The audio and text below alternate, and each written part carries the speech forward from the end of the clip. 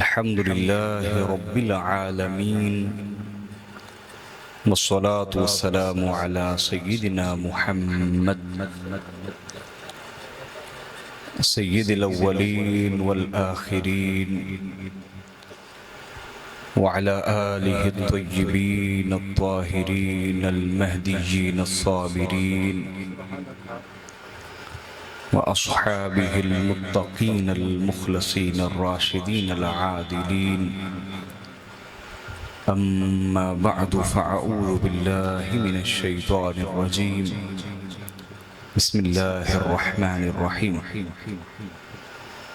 क़ाल रसूलुल्लाहि सल्लल्लाहु अलैहि व आलिहि वसल्लम ला यनफ़उ अब्दन अमलुहु इल्ला बिमअरिफ़ति हक़्क़िना सदक़ नबियुना व रसूलुना सल्लल्लाहु अलैहि व आलिहि वसल्लम। मुअज़्ज़ज़ मोहतशम लायक़ सद एहतराम जमी सदाते किराम मुअज़्ज़ज़ हाज़रीन अस्सलामु अलैकुम व रहमतुल्लाहि व बरकातुहू। हाज़रीन मोहतरम, तबलीग का उसूल जो कुरान ने अता किया है वो ये है, फ़क़द लबिस्तु फ़ीकुम उमुरम मिन क़ब्लिही अफ़ला तअक़िलून, कि मैं तुम में उम्र का एक हिस्सा गुजार चुका हूँ और तुम मेरा किरदार जानते हो, तो क्या फिर भी अकल नहीं करते कि जो मैं कह रहा हूँ वो सच है, वो सच है।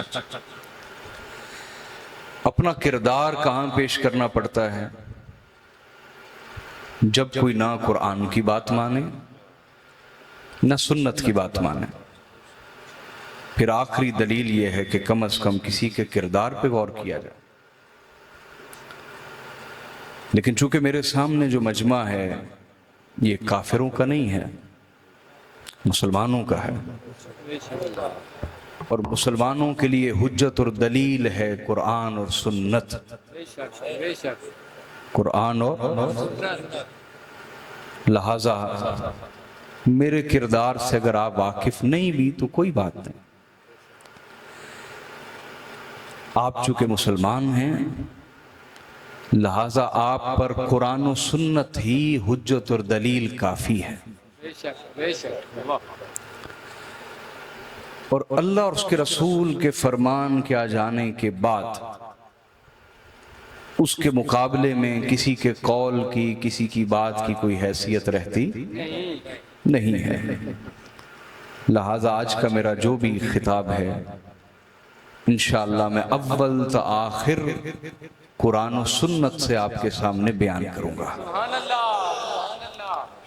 उसमें बीच में किसी का कोई कौल नहीं होगा, किसी का कोई कौल नहीं होगा, या अल्लाह की बात होगी या उसके रसूल की बात होगी। और मेरी रिकॉर्डिंग होती है हर गुफ्तगू की।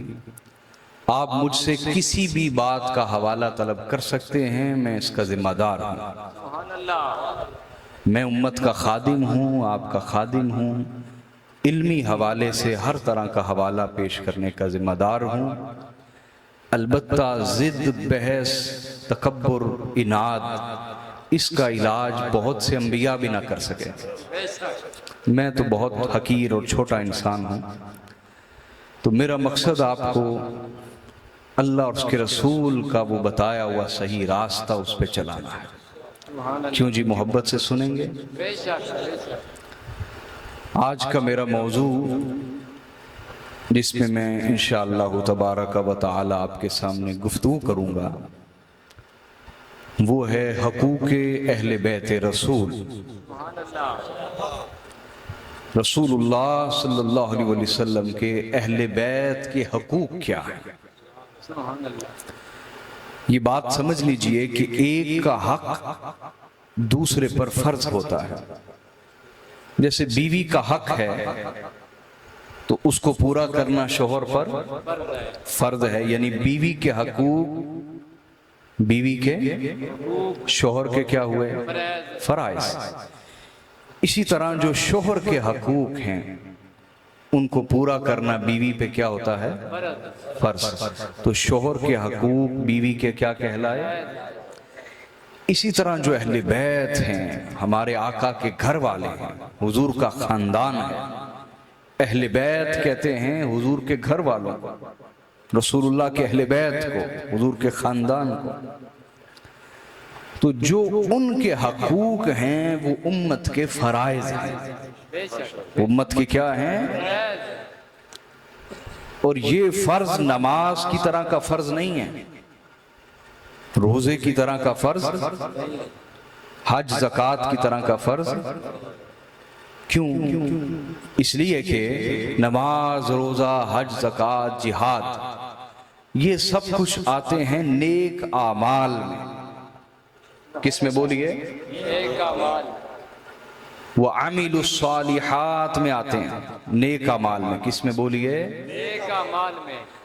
लेकिन जो अहले बैत के हकूक हैं वो इल्लल्लज़ीना आमनू में आते हैं। माशाअल्लाह, वाह वाह वाह। जो अहले बैत के हकूक हैं वो बोलिए, यानी नमाज, रोजा, हज, ज़कात ये नेक आमाल हैं, और हुकूक अहले बैत ये ईमान का हिस्सा है, ये ईमान में शामिल है। लिहाजा जिसका ईमान ही दुरुस्त नहीं तो उसके आगे के अमाल दुरुस्त हो सकते, और दुरुस्त भी नहीं हो सकते और मकबूल भी। लिहाजा ये वो फर्ज है उम्मत का कि अगर इसमें कोताही हो जाए तो बाकी फराइज भी मरदूद हो जाते हैं। बाकी फराइज भी बोलिए। क्यों जी? यहां तक बात आपको समझ आ गई है? मेरा आपसे पहला खिताब है, मैं आपका मेहमान हूं। मुझे नहीं पता कौन मुझे मोहब्बत से सुन रहा है, कौन तनकीद से सुन रहा है, कौन नफरत से सुन रहा है, लेकिन मैं एक बात आपको जरूर बताऊं। मेरे दाएं बाएं सदाते किराम मौजूद हैं, हुजूर का खानवादा मौजूद है। एक बड़ा कीमती जुमला आपसे कहना चाहता हूं। क्यों जी? उसकी कदर कर लेंगे? कदर कर लेंगे? याद रखें, हमारा खिताब क्या, हम सादात का हमारा खिताब चाहे करबला में हो, चाहे और चाहे जसोवाल के अंदर हो, चाहे करबला में हो, चाहे जसोवाल में हो, हर कोई हमें अकीदत की नजर से नहीं सुनता। बेशक बेशक हर कोई हमें अकीदत की नजर से नहीं सुनता। लेकिन अगर कोई अकीदत की नजर से सुन ले, अकीदत की नजर से सुन ले, अगर वो पहले मुखालिफ भी हो तब भी हुर बन जाता है। पहले दुश्मनों की सफ में क्यों ना खड़ा हो तब भी हुर बन जाता है। तो मन चले का सौदा है मेरे भाइयों, और हम आपके सबसे बड़े खैरखा हैं। आप हमारे नाना की उम्मत हैं, हमसे बड़ा आपका कोई खैरखा नहीं हो सकता। न दुनिया का कोई आलिम, न दुनिया का कोई पीर, न दुनिया का कोई मुफ्ती, न कोई मौलवी। बेशक बेशक हो खालिस सैयद, क्या खालिस सैयद, उससे बड़ा उम्मत का खैरखा। खैरखा कहते हैं खैर चाहने वाला, आपकी खैर चाहने वाला हमसे बड़ा कोई नहीं हो सकता। लेकिन अफसोस ये कि इस बात पे आपको यकीन आते आते 1450 साल गुजर गए, यकीन ना आया, और आपने हमारी बजाय उन पे भरोसे किए जो आपका ईमान बर्बाद करते हैं। आपका ईमान तो खालिस सैयद हो। कौन? और खालिस सैयद कैसे पता चलता है? जान लें, जिस तरह मोमिन और मुनाफिक की पहचान इश्क अली से होती है, मोमिन और मुनाफिक की पहचान बोलिए इश्क अली से होती है। इसी तरह खालिस सैयद और ना खालिस सैयद की पहचान भी इश्क अली से होती है।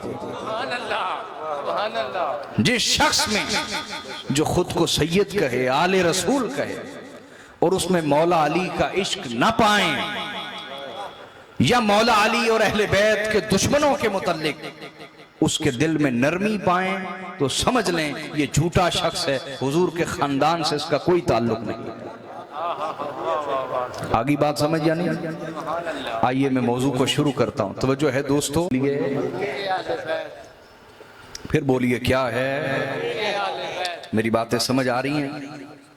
मेरा मकसद किसे कहानियां टप्पे माइये ढोले सुनाना नहीं है। मेरा मकसद आपको कुरान और सुन्नत समझाना है, और इंशाल्लाह मैं आपकी सतह पे आके बात करूंगा, इंशाल्लाह आपको समझा के जाऊंगा। आइए हदीस का आगाज करते हैं। हदीस को रिवायत किया खुद इमाम हसन मुश्तबा ने।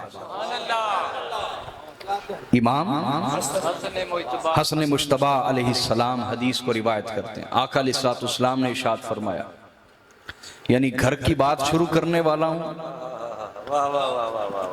जिनके घर की बात शुरू करने वाला उन्हीं के मुंह से सुनाने लगा, उन्हीं की जुबान से सुनाने लगा। इमाम हसन मुश्तबा अलैहिस्सलाम ने फरमाया, अन्ना रसूलुल्लाह सल्लल्लाहु अलैहि वसल्लम क़ाल अल्ज़िमू मवद्दतना अहलल बैत फ़इन्नहु मन लक़ियल्लाह अज़्ज़ व जल व हुवा यवद्दुना दख़लल जन्नत बिशफ़ाअतिना। इमाम हसन मुश्तबा अलैहिस्सलाम फरमाते हैं कि मेरे नाना जान जनाब रसूलुल्लाह सल्लल्लाहु अलैहि वसल्लम ने फरमाया, ऐ मेरी उम्मत, हम अहले बैत की मवद्दत को अपने ऊपर लाजिम कर लो। हम अहले बैत की मवद्दत को अपने ऊपर शदीद मोहब्बत को, मवद्दत को अपने ऊपर लाजिम कर लो। अब जब आका किसी अमर के बारे में, मुआमले के बारे में फरमाएं कि इसको लाजिम कर लो, तो वो नफली चीज नहीं होती, वो नफली चीज बल्कि वो फर्ज के दर्जे की चीज होती। किसके दर्जे की बोलिए? और मैंने आपको बताया फिर ये फर्ज भी मामूली नहीं, ये वो फर्ज है कि है तो बाकी फराइज कबूल हो जाएंगे, बल्कि कमियां कोताहियां भी मुआफ हो जाएंगी, कमियां कोताहियां भी मुआफ हो जाएंगी। नहीं समझ आ रही ये पीछे वाले लोग? यार देखो ना, जनाबे मूसा अलैहिस्सलाम जा रहे हैं, कुरान का वाकया है ना, अब कुरान पाक में ये दर्जनों जगह आया वाकया। जनाबे मूसा अलैहिस्सलाम जा रहे हैं, आगे बहर अहमर, रेड सी, सुर्ख समंदर, लाल रंग का समंदर, रेड सी, बहर अहमर, आगे समंदर है, पीछे फिरौन है। अब मूसा अलैहिस्सलाम के साथ जितने भी हैं, क्या वो सारे ही नेक हैं? बोलो, क्या वो सारे ही नेक हैं? बड़ी उनमें खराबियां थी, अल्लाह ने उनकी मुजम्मत में कुरान की आयात नाजिल की, बड़ी बड़ी खराबियों वाले भी थे, लेकिन चूंकि सच्चे इमाम के पीछे चल रहे थे, बोलिए, क्योंकि सच्चे इमाम के पीछे चल रहे थे, तो परवरदिगार ने उनकी कमियों कमजोरियों को नजरअंदाज किया, और जिस नजात का सेहरा हजरत मूसा अलैहिस्सलाम के सर रखा, उसी नजात की मंजिल पर मूसा अलैहिस्सलाम के पीछे चलने वालों को भी पहुंचा दिया। तो कुरान समझाता है कि सबसे पहले जो तय्युन है, जो इंतिखाब है, वो सच्चे इमाम का करना चाहिए। किसका बोलिए? सच्चे इमाम का। जिसके पास सच्चा इमाम ही नहीं, बोलिए, अब वो ढेरों इबादतें भी ले आए, जैसे फिरौन के पीछे चलने वाले, वो सारे गलत नहीं थे, सारे गलत। कुरान में है ना कि वो मूसा अलैहिस्सलाम को कत्ल करने लगे थे। वजह क्या? मूसा अलैहिस्सलाम से कत्ल हो गया। फवक़द मूसा फ़क़दा अलैहि, एक मुक्का मारा ना किब्ती को, मिस्री को, वो मर गया, कत्ल हो गया जनाब मूसा अलैहिस्सलाम से।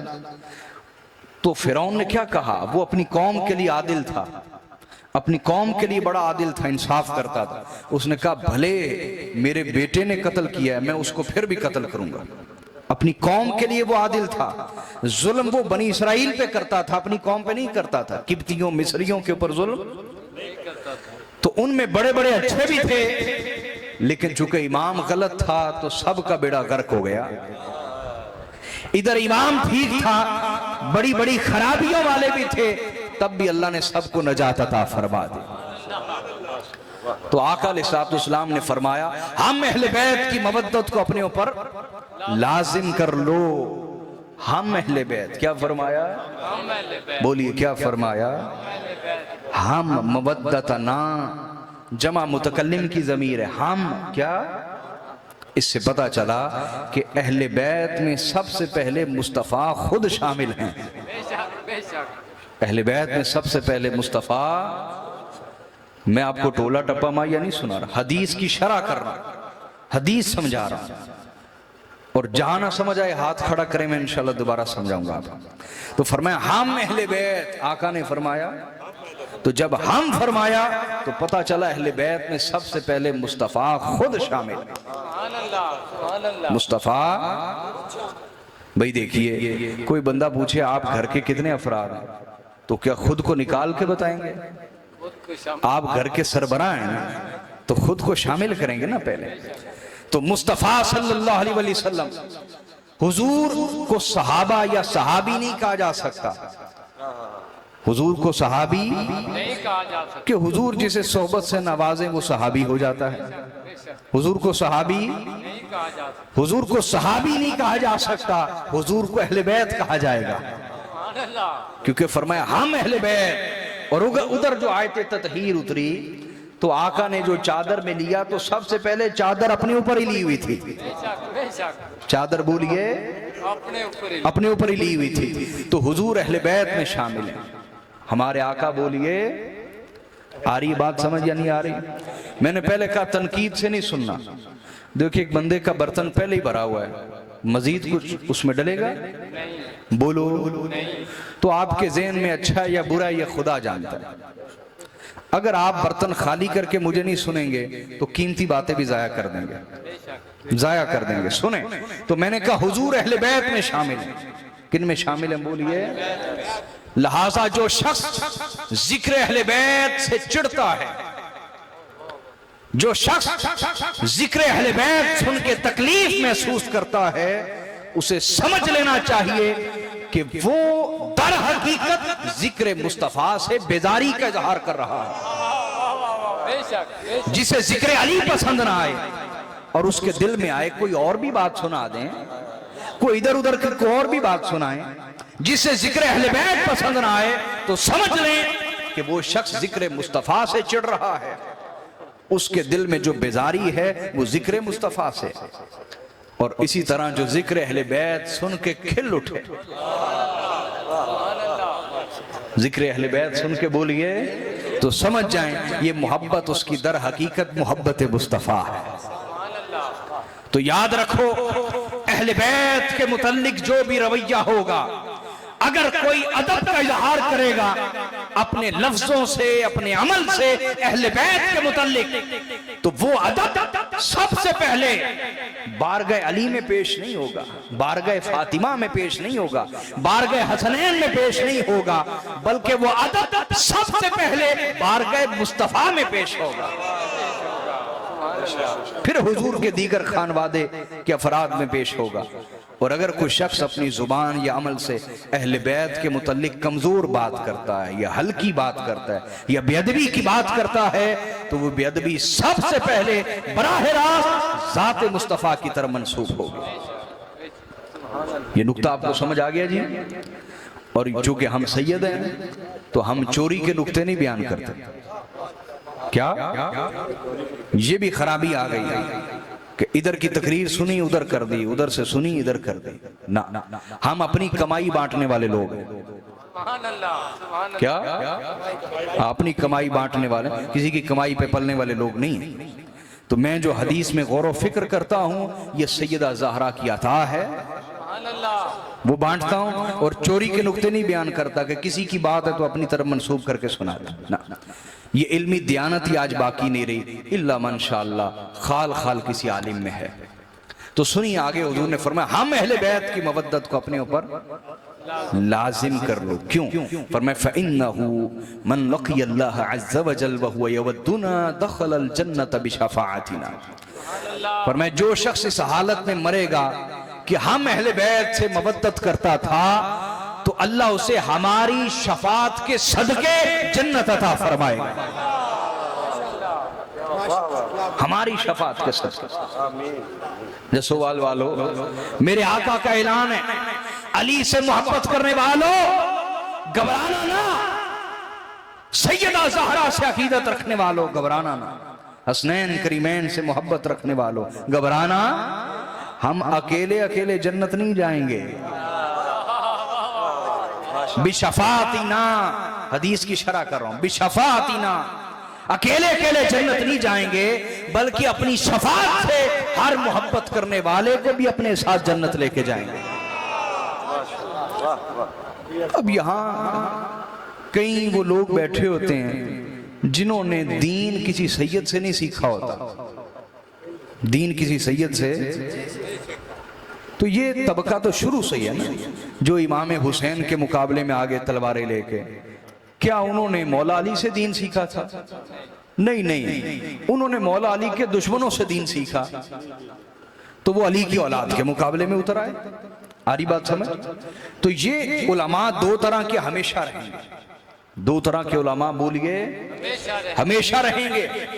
एक जो मौलाई हैं, मौला वाले, और एक जो उमवी फिक्र रखने वाले, एक मखसूस खानदान की फिक्र रखने वाले, ये दोनों हमेशा रहेंगे। लिहाजा ये आपके अंदर ईमान होना चाहिए कि मैंने किन से दीन सीखना है, मैंने बोलिए, ये आपके अंदर सोच और फिक्र और अकीदा होना चाहिए। अच्छा, जब कोई ऐसा भी बंदा बैठा होगा वो कहेगा जन्नत इतनी आसान है, ये क्या शाहजी ने बात कर दी, इतनी आसान, अहले बैत से मोहब्बत करो और यूं गए जन्नत में। तो मैं कहूंगा मेरे प्यारे भाई, क्या अहले बैत से मोहब्बत करना इतना आसान है? बहुत अच्छा लगता है। क्या अहले बैत से मोहब्बत करना इतना आसान है? जरा करके तो देखो। वो मोहब्बत नहीं जो तुम कहते हो, हम भी मानते हैं।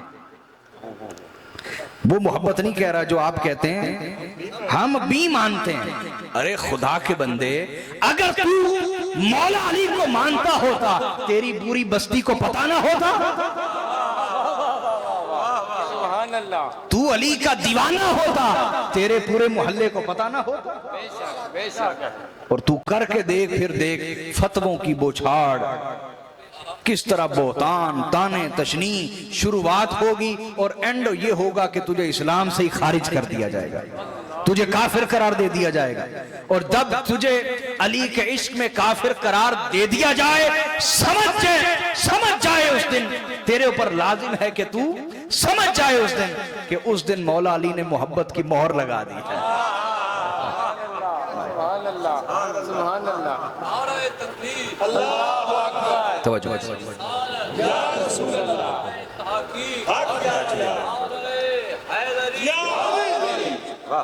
उस दिन मौला अली ने मोहर क्यों कह रहे हैं जी? कुछ बुजुर्ग बैठे हुए पंजाबी, बुजुर्गों को मेरी समझ आ रही है ना? आज हर घर में टीवी है जी, उर्दू जुबान में बड़ी आसान उर्दू बोल रहा हूँ, मुझे मुश्किल भी बोलनी आती है मैं बड़ी आसान बोल रहा हूँ और अपने ऊपर जबर कर रहा हूँ, आसान लफ्ज बोल रहा हूँ दिमाग में लाके। जी तवज्जो फरमाए, मैं अर्ज कर रहा था कि जिस दिन किसी ने कह दिया इस मोहब्बत में काफिर, समझ जाओ उस दिन कबूलियत हो गई। क्यों? क्योंकि इस उम्मत में सबसे पहले जिसको काफिर कहा गया, सबसे पहले बोलिए जिसको, तवज्जो करें मेरी तरफ, सबसे पहले जिसको काफिर कहा गया वो खुद मौला अली। जिसको सबसे पहले काफिर कहा गया वो कौन है? खुद मौला अली है। मिंबरों पर खड़े होके खवारिज मौला अली की तकफीर करते थे, उन्हें काफिर कहते थे। मौला अली जुमा पढ़ा रहे होते, वो खड़े हो जाते कि अली तू तो काफिर है, कौन से दीन की बात करता है? लेकिन ये मौला अली की बर्दाश्त थी कि अपनी जात के लिए इंतकाम नहीं लेते थे। तुम्हें अभी भी ये घर समझ नहीं आया?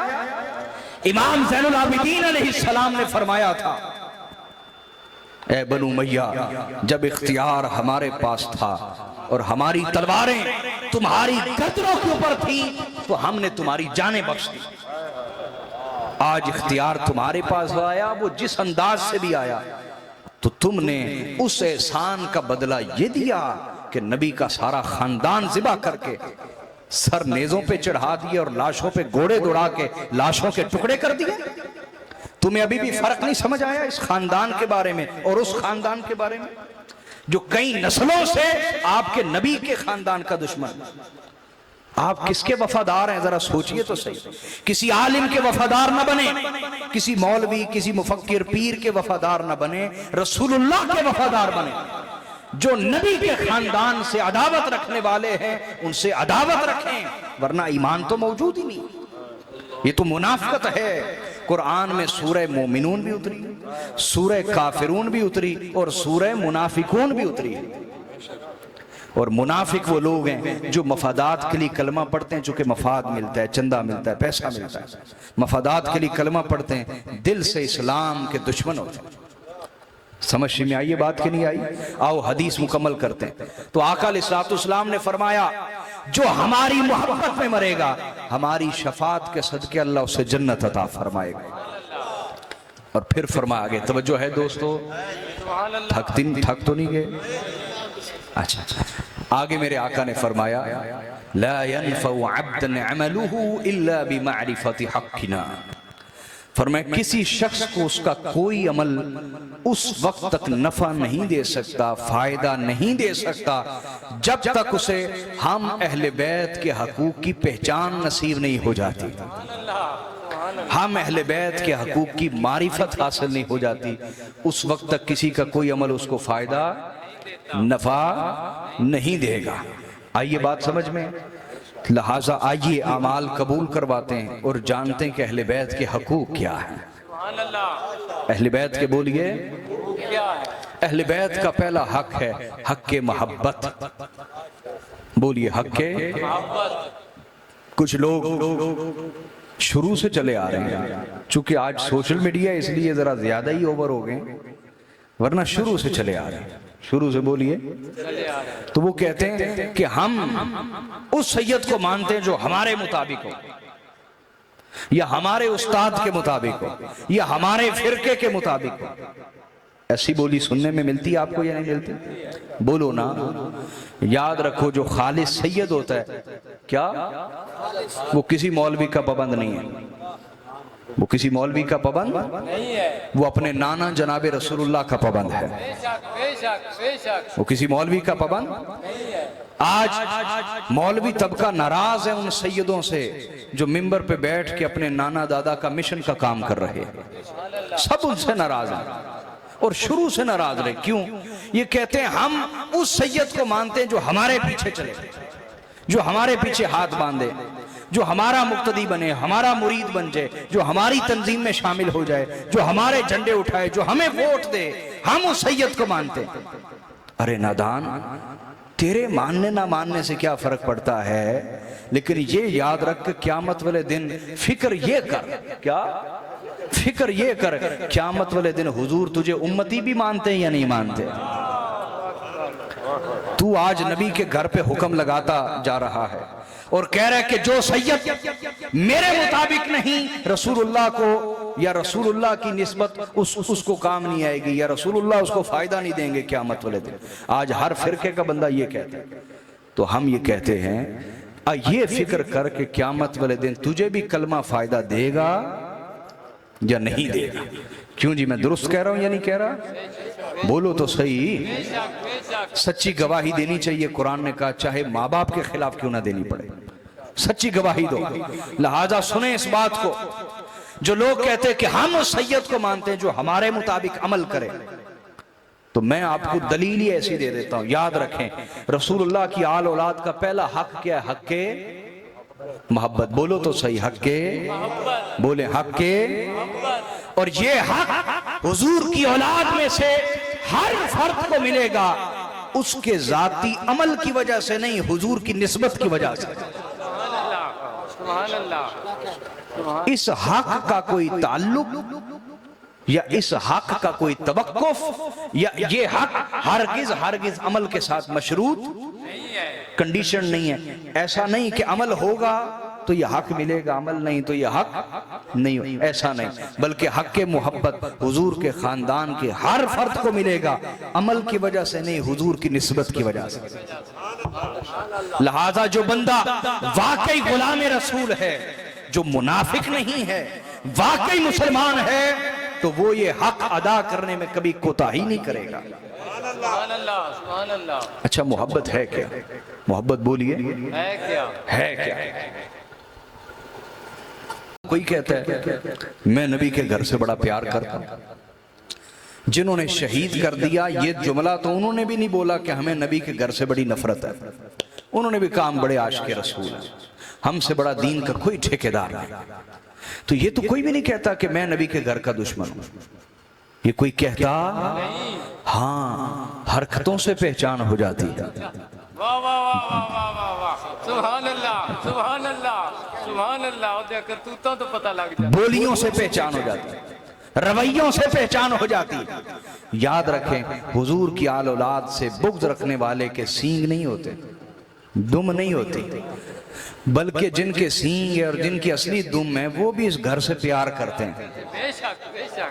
कुरान ने कहा बल हुम अदल, ये जानवरों से भी ज्यादा गिरे हुए लोग कि जिस घर का कलमा पढ़ते हैं यहूदियों से दुश्मनी नहीं करते, ईसाइयों से दुश्मनी नहीं करते, इनकी दुश्मनी का जब भी जोर चला है उस घर पे चला है जिस घर का कलमा पढ़ते हैं। मिंबर पे बैठ के जिस घर के खिलाफ बोलेंगे वो घर जिस घर का कलमा पढ़े। आज किसी सैयद के खिलाफ कोई जुबान खुल रही है या कलम चल रहा है, कोई मुफ्ती आलिम शेखुल हदीस पीर अगर कोई किसी सैयद के खिलाफ बोल रहा है तो आप उसको देख लें, उसकी अंदाज़े जिंदगी देख लें। वो एक तरफ इजाफी नेक होगा, एक्स्ट्रा नेक, एक तरफ क्या इजाफी एक्स्ट्रा नेक, ऐसी ऐसी बरीक बरीक नेकियां करेगा तो आप हैरान रह जाएंगे, यार ये तो एक्स्ट्रा नेक आदमी, ये तो बड़ा ही नेक आदमी। एक्स्ट्रा नेक क्या, एक तरफ एक्स्ट्रा नेक होगा और दूसरी तरफ इतना बदलिहाज होगा, बदलिहाज कि जिस घर का कलमा पड़ा है उसी के खिलाफ जुबान दराजी करेगा। ये मुनाफिकीन की पहचान है, याद रखें। तो मोहब्बत कोई अफसाना नहीं है, मोहब्बत कोई दावा, मोहब्बत कोई नारा नहीं है कि कोई मार ले तो वो वाकई मोहब्बत करने वाला होगा ना। सुनिए मोहब्बत क्या चीज है। मेरे आका सल्लल्लाहु अलैहि वसल्लम से पूछते हैं, मैंने कहा मैं हदीस की शरह भी देखें, हदीस से ला रहा हूं, हदीस की शरह भी हदीस से। आका अलैहिस्सलाम ने इरशाद फरमाया, मुस्नद अहमद की हदीस है, तिबरानी ने भी बयान किया, हुजूर ने फरमाया हुब्बुक शै युअमी व युसिम, फरमाया जब तुझे किसी से मोहब्बत हो जाए तो तू महबूब का ऐब सुनने से बहरा हो जाता है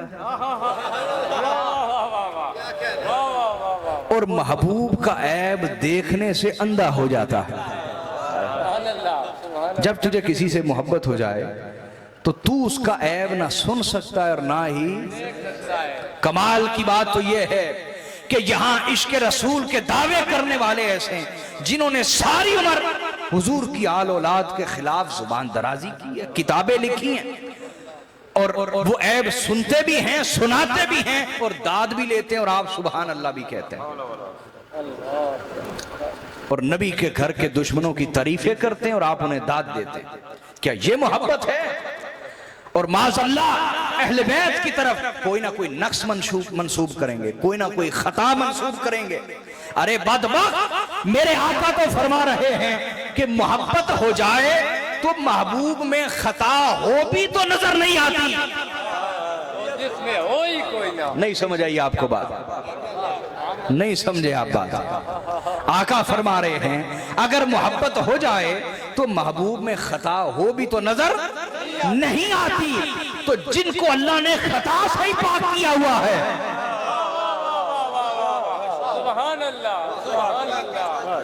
जिन पर अल्लाह ने आयते ततहीर उतार कर जिनकी तहारत का ऐलान करके खुद खुदा ने कह दिया कि मैंने इन्हें हर खता से पाक कर दिया है, जो उनकी तरफ खता मंसूब करे क्या उससे बड़ा कोई अहले बैत का दुश्मन भी हो सकता है? इंतहा हो गई, हद हो गई। तो हाजरीन, आका ने फरमाया मोहब्बत ऐसी चीज है तुझे अंधा और बहरा कर देती है। और अगली बात सुनिए, आका अलैहिस्सलाम ने इरशाद फरमाया इदा हब्बर रजुल शैआ अक्सर जिक्रहु। हुजूर ने फरमाया मोहब्बत क्या है, पूछा गया ना मोहब्बत, तो आका अलैहिस्सलाम ने फरमाया मोहब्बत यह है कि जब किसी से हो जाए, जब किसी से हो जाती है, ये खुश्क मौलवी को नहीं समझ आएगी, खुश्क बंदे को समझ नहीं आएगी मोहब्बत क्या चीज है। जिसे जिंदगी में मजाजी भी मोहब्बत हुई हो कम अज कम उसे हकीकी मोहब्बत की समझ आती है कि मोहब्बत कैसे तड़पाती है और कैसे रातों को जगाती है और कैसे महबूब का ध्यान लगा रहता है और कैसे उठते बैठते ख्याल उसी का आता रहता है, कैसे इंसान के सोते वक्त आखिरी ख्याल महबूब का होता है और उठते ही सबसे पहले ख्याल उसी का आता है, कैसे उसकी कैफियत में इंसान तड़पता है, उलझता है, कभी कैसे उसकी गली के इंसान चक्कर काटता है, बार बार जाता है कि किसी बहाने नजर से नजर मिल जाए, नजर से हाय हाय नजर मिल जाए। जिसे ये कैफियत ही समझ नहीं आएंगी उसे क्या समझो खुदा की मोहब्बत क्या है, रसूल की मोहब्बत क्या है, अली का इश्क क्या है, हसनैन की मोहब्बत क्या है। ऐसे खुश्क मिजाज को समझ आ सकती तो जिसने कभी मोहब्बत चखी नहीं, मोहब्बत बोलिए, अरे भाई जिसने कभी जिंदगी में केला नहीं खाया, अब आप दलीलें दे दे के उल्टे हो जाएं कि केले का जायका ऐसा होता है, मीठा होता है, वो कहेगा चीनी की तरह, चीनी भी मीठी, गुड़ भी मीठा, सेब भी मीठा, आम भी मीठा, मीठे में ही हजारों फ्लेवर हैं कि नहीं। आप उल्टे भी हो जाएं, बल्कि आप लटक भी जाएं फांसी के साथ, तब भी उसे नहीं समझ आनी कि केले का जायका आप समझा सकते हैं। हल क्या है, हल क्या है, वही जो जुलेखा ने किया था। जो बोलिए जुलेखा पर ताने मारे ना, बहुतान लगाए औरतों ने कि एक गुलाम पर आशिक हो गई, सरदार की बेटी, वजीर आजम की बेटी, अजीज मिस्र बीवी, अजीज मिस्र की बीवी और सरदार की बेटी एक गुलाम के ऊपर आशिक हो गई। क्या गुलाम के ऊपर आशिक? तो वो किसी आरिफ के पास चली गई। क्या? उसने कहा मेरी जान नहीं छोड़ती सहेलियां, शहर की औरतें, क्या करूं? उसने कहा जो तुमने देखा उन्हें भी थोड़ा सा दिखा दो, उन्हें भी दिखा दो, जुबानें बंद हो जाएंगी, जुबानें बंद हो जाएगी। थोड़ी सी आवाज ऊंची कीजिएगा, ये गला पकड़ता, उन्हें भी थोड़ा सा वही मंजर दिखा दो, जुबानें बंद हो जाएंगी, जुबानें बोलिए बंद हो जाएगी। अच्छा, मैं अक्सर सोचता हूँ शुक्र है जुलेखा किसी मौलवी साहब के पास नहीं चली। उन्होंने कहना था कि मुनाजरा कर लेते हैं। क्या कर लेते हैं? मुनाजरा कर लेते हैं। तो वो किसी आरिफ के पास चलेगी जो मोहब्बत को समझता था। उसने कहा कि वही दिखा दो जो तुमने देखा है, जुबानें बंद हो जाएंगी। उसने आके मिन्नत समाजत की जनाब यूसुफ से कि बस एक दफा इनके सामने से गुजर जाना है। आहा, यूसुफ अलैहिस्सलाम ने फरमाया कि ये तलब पूरी करने में कोई हरज नहीं, मैं कर दूंगा। खवातीन जमा हो गई, हर एक के हाथ में फल भी आ गया, छुरी भी आ गई। उसने कहा अभी नहीं काटना, अभी काटना जब मैं कहूंगी तब काटना है। इधर से जनाब यूसुफ को आवाज दी, जैसे ही नकाब से पर्दा हटा एक बेखुदी का आलम तारी हो गया, होश बाकी न रहे, छुरियां चल गई, हाथ कट गए, खून बह गया और जुबानें कहने लगी हाशा लिल्लाह, अल्लाह की पनाह, ये कोई इंसान नहीं हो सकता, ये तो कोई हुस्न का देवता है।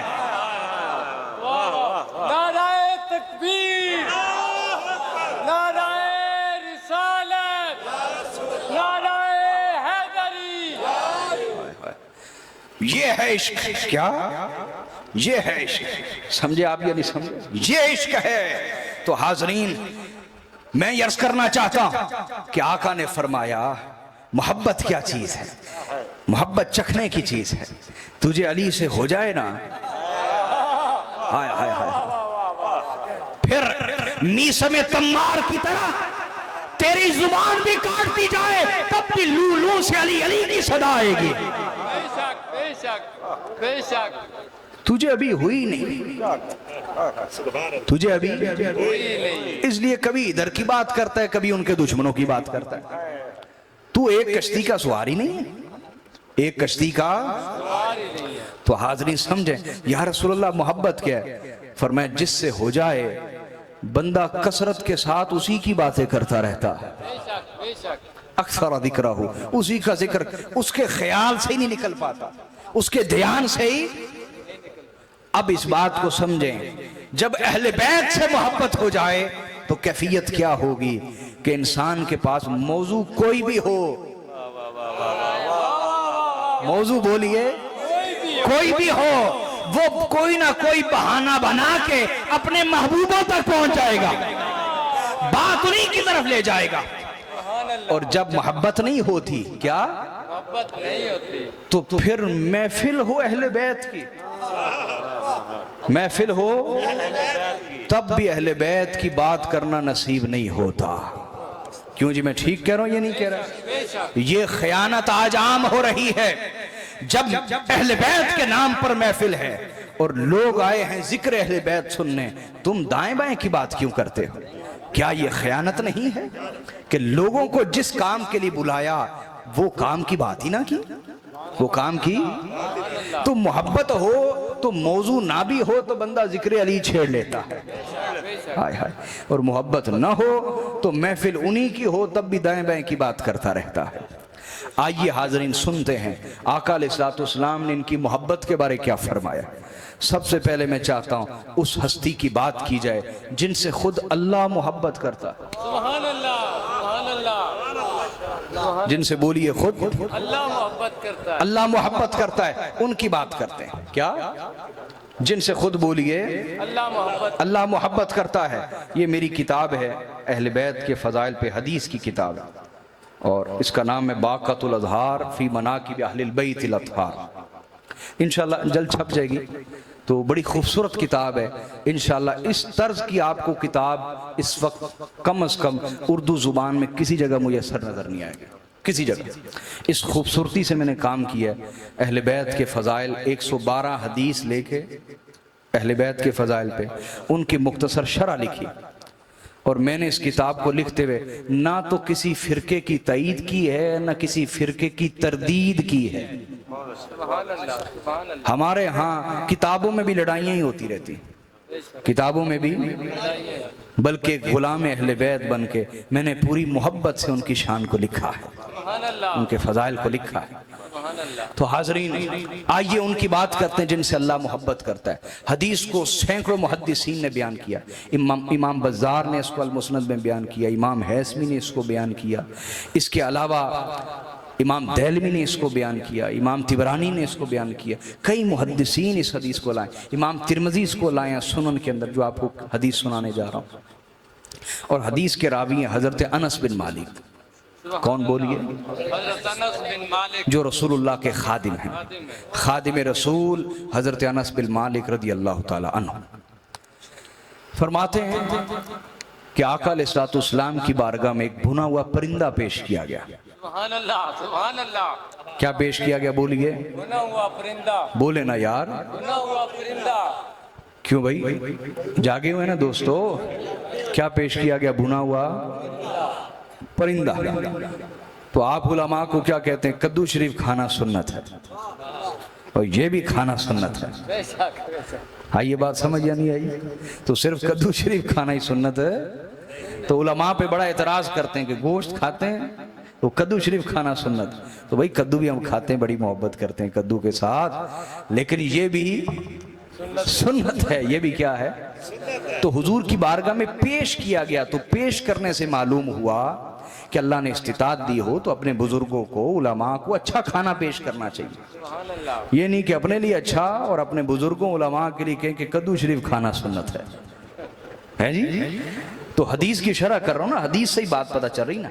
तो हुजूर की बारगाह में पेश किया गया। तो पेश करने से पता चला कि अल्लाह ने इस्तिताअत दी हो तो अच्छे से अच्छा खाना खिलाना चाहिए।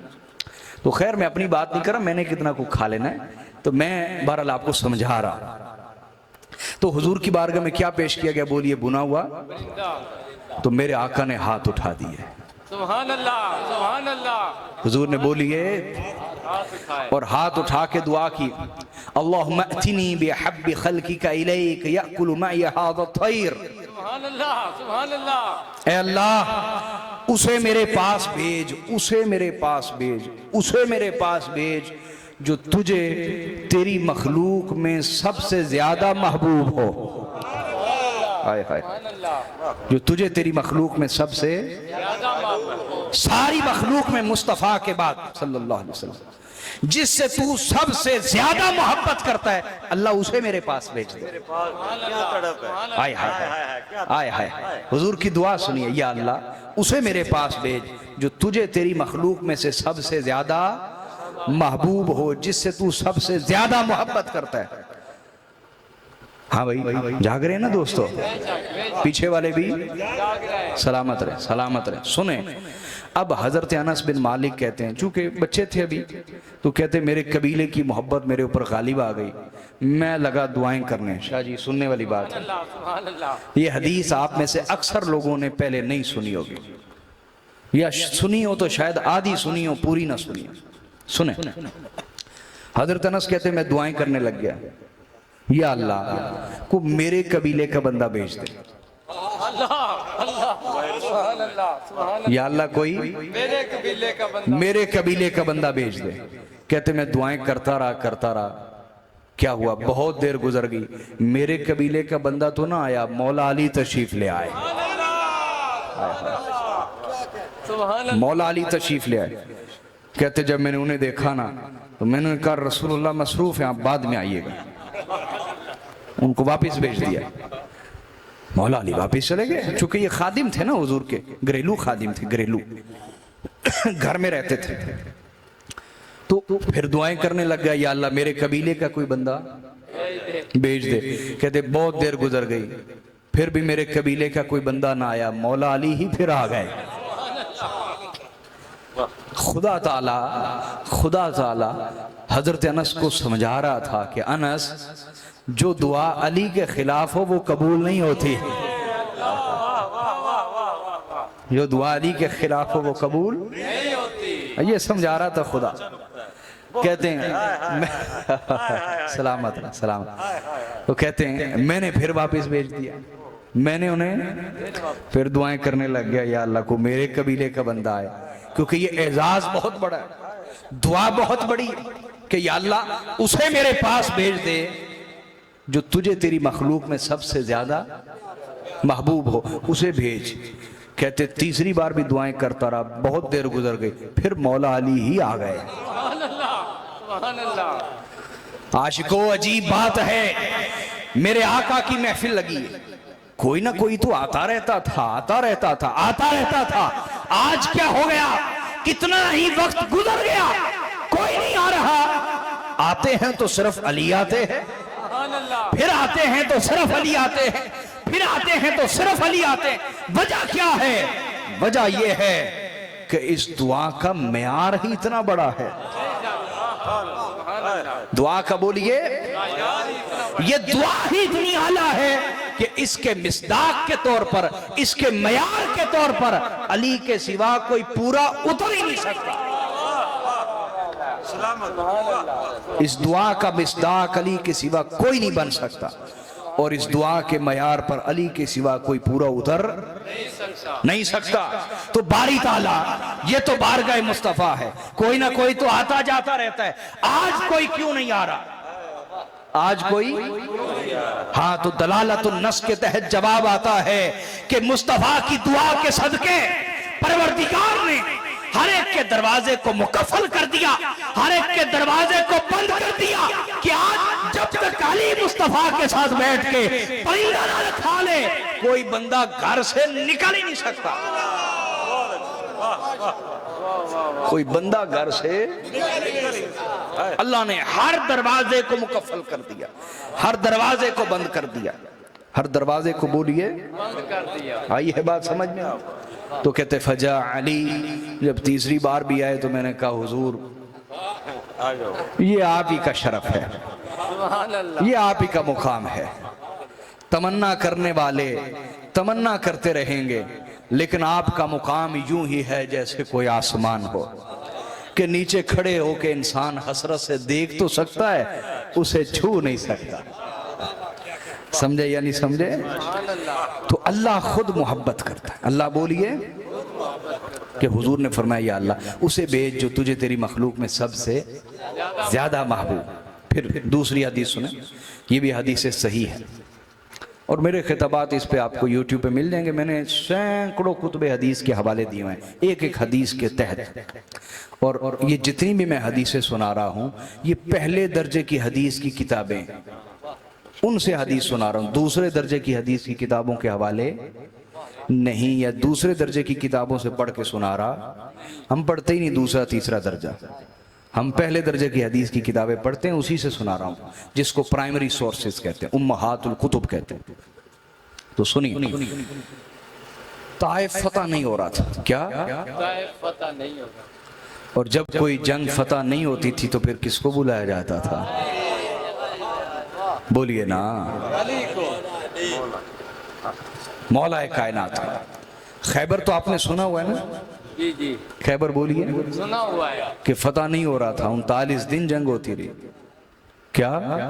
40 दिन गुजर। वैसे शाह जी, मैं अक्सर रसूलुल्लाह से पूछता हूँ, तन्हाई में बैठे बातें होती रहती हैं, मैं पूछता हूँ या रसूलुल्लाह, जब आपने आखिर में भी एंड पे भी भेजना मौला अली को ही होता है, अली क्यों ना भेज देते? जंग में जब एंड पे भी भेजना मौला अली को ही होता है, तो शुरू में क्यों नहीं भेज देते?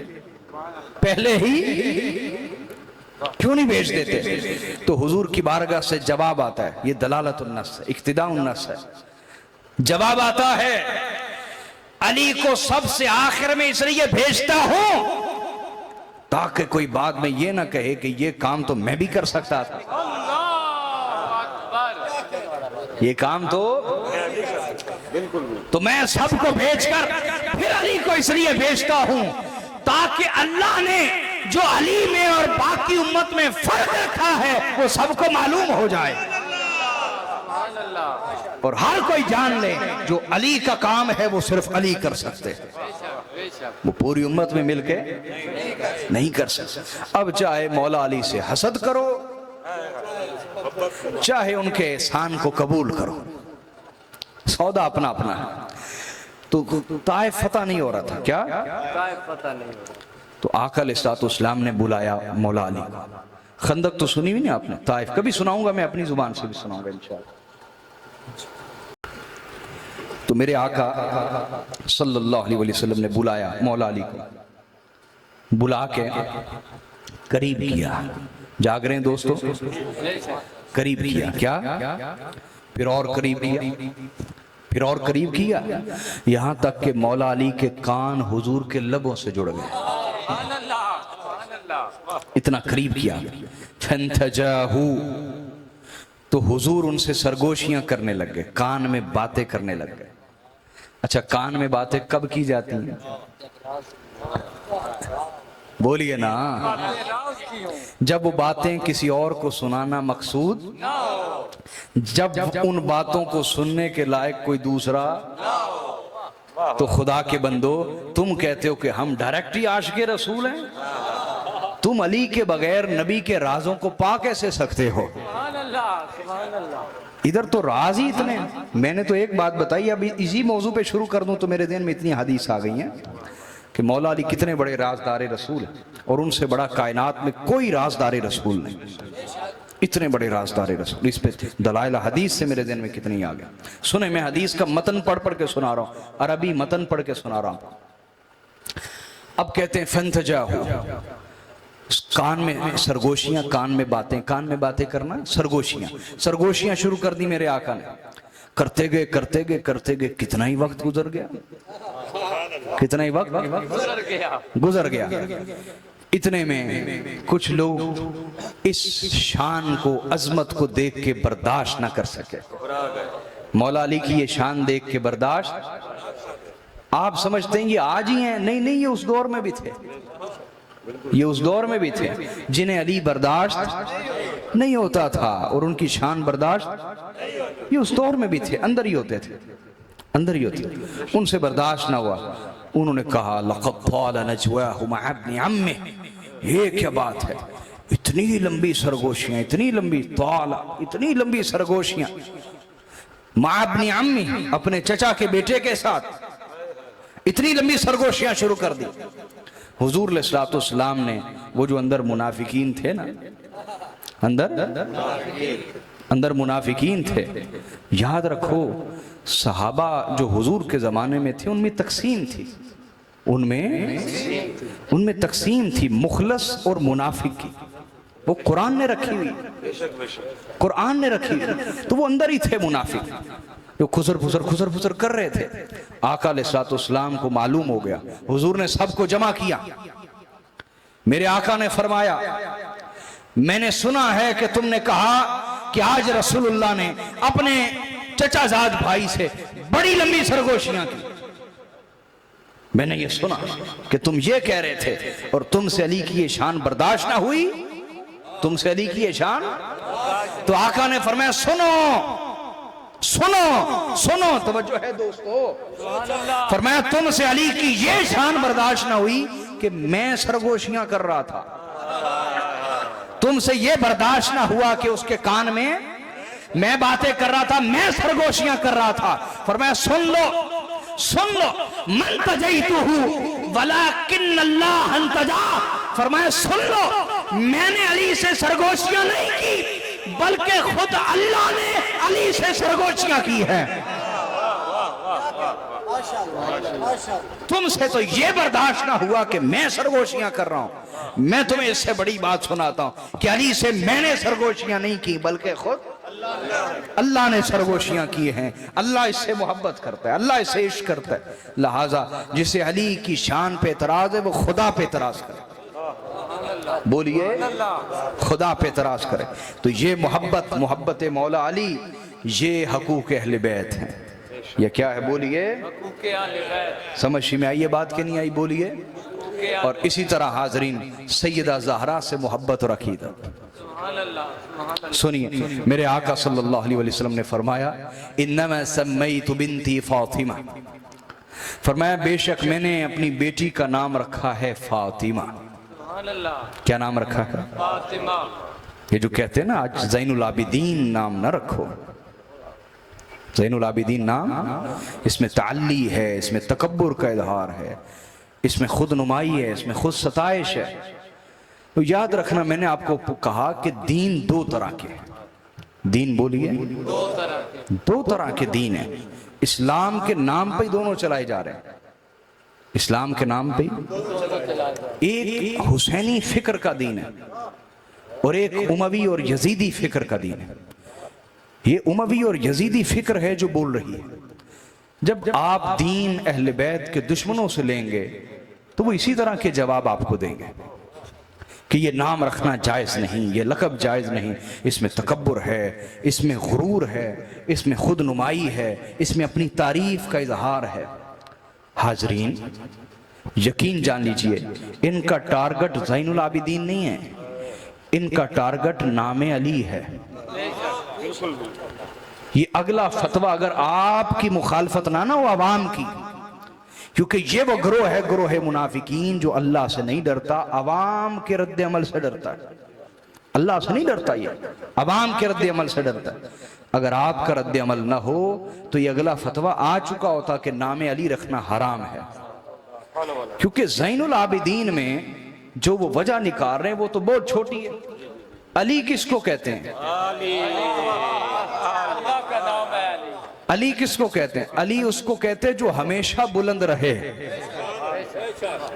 अली उसे कहते हैं जो, बोलिए, हमेशा, जो हमेशा बुलंद रहे उसे अली कहते हैं। ये अगला फतवा आ चुका होता कि नाम अली रखना हराम है, क्योंकि उसमें अपनी तारीफ का इजहार है। समझ आ रही है बात? फिर ये भी फतवा आ जाना कि नाम फातिमा रखना हराम है। अहले बैत के दुश्मनों के नाम रखो, जिस घर से कलमा मिला है उनके नाम नहीं। फातिमा नाम रखना हराम है। क्यों? क्योंकि फातिमा के नाम में वो कहेंगे खुद नुमाई है, बड़ी तारीफ, अपनी तारीफ है। फातिमा किसको कहते हैं? फातिमा उसको कहते हैं जो दोज़ख से आजाद करवाने वाली हो, जो दोज़ख से आजाद कराने वाली। यकीन जाने अल्लाह का खौफ नहीं है, अवाम का खौफ है, वरना ये फतवा आ चुका होता। और ये भी आ चुका होता कि नाम हसन हुसैन रखना हराम है, क्योंकि उसमें भी अपनी तारीफ का इजहार है। हसन कहते हैं जो सदा खूबसूरत हो, जिसके हुस्न पे कोई जवाल ही ना हो। और हुसैन कहते हैं छोटे हसन को, हुसैन कहते हैं छोटे हसन को समझ आ रही बात। और अल्लाह जानता है, अगर इसको बुनियाद बना लिया जाए कि जनाब खुद नुमाई और अपनी तारीफ का इजहार है, लिहाजा ये नाम लकब रखना जायज़ नहीं, तो ये अगला फतवा भी आ चुका होता कि नाम मोहम्मद और अहमद रखना भी हराम है, माज़अल्लाह अस्तग़फिरुल्लाह। क्योंकि मोहम्मद का माना क्या है? जिसकी अल्लज़ी युहमदु मर्रतन बअद मर्रा, जिसकी तारीफ की जाए और बार बार की जाए, जुबानें थके ना अके ना उसकी तारीफ कर कर। और अहमद किसे कहते हैं? चूंकि नबियों के हक में माना ये बनेगा जो बता रहा हूँ अरबी ग्रामर के मुताबिक। अल्हम्दुलिल्लाह ताला मैं अपनी गुफ्तगू का जिम्मेदार हूँ, ठीक है, अल्हम्दुलिल्लाह। और अल्लाह ताला का फजल है, मेरी आप प्रोफाइल चेक करें कि मैं एक पढ़ा लिखा आदमी हूँ, मैं कोई डगोसले से बात नहीं कर रहा, आपको दलील से बात कर रहा हूँ। सुनिए, मोहम्मद और अहमद, अहमद उसको कहते हैं जो कायनात में सबसे ज्यादा तारीफ के लायक हो, हम्द और तारीफ के लायक हो। ये भी फतवा आ जाना था कि ये भी नाम रखना हराम है, चूंकि इसमें खुद नुमाई अपनी तारीफ का इजहार है। अरे खुदा के बंदो, क्या नाम रखना हलाल है, क्या नाम रखना हराम है, ये अहले बैत के गुस्ताख जानेंगे या अहले बैत जानेंगे। ज़ैनुल आबिदीन नाम रखना जायज था या नहीं, या ये लकब जायज था या हलाल हराम के सबसे बड़े आलिम कायनात में अहले बैत मुस्तफा है। जब उन्होंने इस लकब को कबूल किया, किसी की जरूरत क्या हो सकती है कि उस लकब को हराम करार दे दे। ये असल में नफरत है और अदावत है अहले बैत से, जो खुल के नहीं जाहिर कर सकते, तो वो ऐसी छोटी छोटी गलियों के जरिए से उस नफरत का इजहार करते हैं। दूसरी तरफ बचपन मैंने दिया है ना कि हर घर में मुआविया होना चाहिए ना। मोहब्बत का तकाजा क्या है मैं बताने लगा। आका ने फरमाया, बेशक मैंने अपनी बेटी का नाम फातिमा रखा है। क्यों? फरमाया अन्नल्लाह फतमहा व फतम मुहिब्बीहा अनिन नार। आका ने फरमाया इसलिए कि अल्लाह ने फातिमा ज़हरा को भी, इसकी औलाद को भी, और कयामत तक जो इससे मोहब्बत रखेगा, अकीदत रखेगा, उसको भी अल्लाह ने दोज़ख से आज़ाद कर दिया है। उसे भी दोज़ख से। और हसनैन करीमैन की मोहब्बत, इमाम हसन हुसैन की मोहब्बत। सुनिए दोस्तों, तवज्जो है। हजरत उसामा बिन जैद रिवायत करते हैं, हदीस सही है सनद के एतबार से। इमाम निसाई लाए, इमाम तिरमिज़ी लाए, इसको और कई मुहद्दिसीन लाए, इमाम अहमद बिन हम्बल भी लाए, ये बुखारी मुस्लिम के उस्ताद हैं। हजरत उसामा कहते हैं कि मैं आका अलैहिस्सलाम की बारगाह में हाजिर हुआ किसी हाजत से, किसी वजह से, और हुजूर अलैहिस्सलाम चूंकि सर्दी का मौसम था, क्या सर्दी का मौसम, तो हुजूर चादर ओढ़ के घर से बाहर तशरीफ लाए। चादर ओढ़ी हुई मेरे आका ने, क्या ओढ़ी हुई है? चादर। नबी की चादर से प्यार करने वालों, और नबी की चादर का हर महफिल में जिक्र करने वालों, उनसे क्यों चिढ़ते हो जो चादर के अंदर रहते हैं? उनसे क्यों नफरत है तुम्हें जो चादर के अंदर रहते हैं? मेरे नबी आए, हजरत उसामा बिन जैद। अच्छा, ये खुद भी महबूब रसूल है। हजरत उसामा जो हैं, इनके वालिद हजरत जैद वो हुजूर के मुंह बोले बेटे थे कुरान की आयत नाजिल होने से पहले, जैद बिन मोहम्मद कहलाते थे। तो ये खुद भी महबूब रसूल हैं, हजरत उसामा बिन जैद। लेकिन हुजूर उन्हें बताने लगे कि उसामा तुम भी मेरे महबूब हो, लेकिन तुम्हें दिखाने लगा हूं कायनात में मेरे सबसे बड़े महबूब कौन है। तो कहते हैं कि हुजूर ने चादर ली हुई थी, तो मैंने पूछा या रसूलल्लाह, मा हाज़ल्लज़ी अंत मुश्तमिलुन अलैहि, हुजूर ये चादर के अंदर क्या है? ये चादर के अंदर फकशफहु फइदा हुवा हसन व हुसैन। हाय हाय, मेरे नबी ने चादर हटाई तो इधर इमाम हसन को सीने से लगाया हुआ था, इधर इमाम हुसैन को सीने से लगाया हुआ। ए उम्मत, जिसे नबी ने सीने से नहीं भी लगाया आपने लगाया हुआ, और जिसे नबी ने सीने से लगाया आपने पुश्त के पीछे फेंक दिया। और अगर कोई उनका जिक्र करता है तो उस पे तोहमतें लगाते हैं, उस पे बहतान लगाते हैं। खुद आप नबी के घर का जिक्र नहीं करते और जो करता है उस पे फतवे लगाते हैं। क्या ये ईमान है आपका? क्या इसे ईमान कहते हैं? खुदा के लिए होश के नाखून ले। ये ईमान नहीं, निफाक है, निफाक मुनाफकत है, होश के नाखून। तो मेरे आका ने सीने से लगाया हुआ और उसके बाद फरमाया उसामा सुन ले, हादा निबनाया वो अबना उबनती।